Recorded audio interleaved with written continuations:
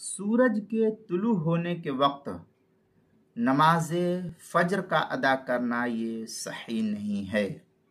चुनांचे जब सूरज जो तुलू होता है तो तुलू आफताब के वक्त नमाज पढ़ना ये जायज़ नहीं है। फुक़हा ने लिखा है इसको इस तरीके से कि जायज़ नहीं है।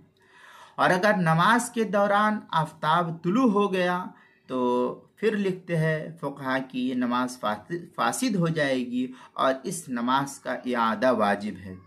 मसलन आपने आज जो है फजर की नमाज नहीं पढ़ी, अब आए, आंख देर से खुली, अब आए नमाज पढ़ने के लिए, तो अब मस्जिद के अंदर आप आए हैं तो 6:10 हो रहा है और 12 पर सूरज तुलू होता है।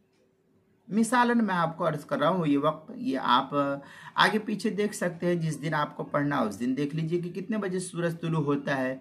तो मसलन आप मस्जिद के अंदर आए हैं 6:10 पर, अब नमाज पढ़ने के लिए खड़े हुए और 6:12 पर सूरज तुलू होता है। अब आप नमाज ही पढ़ रहे थे कि नमाज के दौरान आपकी एक रकात हुई या एक दूसरी रकात का रुकू भी हो गया, एक सजदा भी हो गया, सलाम फेरना तहियात वगैरह बाकी है पढ़ना, कि इतने में सूरज तुलू हो गया।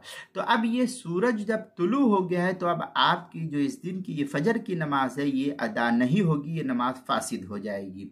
अब आपको सूरज के तुलू होने के बाद जो मकरूह वक्त तकरीबन 20 मिनट रहता है, ये 20 मिनट ख़त्म हो जाने के बाद आपको अस्सिर नौ फिर से फजर की नमाज को अदा करना है, तभी आपकी अदा होगी। और ये उस वक्त अदा नहीं, ये क़ज़ा कहलाएगी, लेकिन फिर भी नमाज अदा हो जाएगी आपकी, ये क़ज़ा नमाज होगी।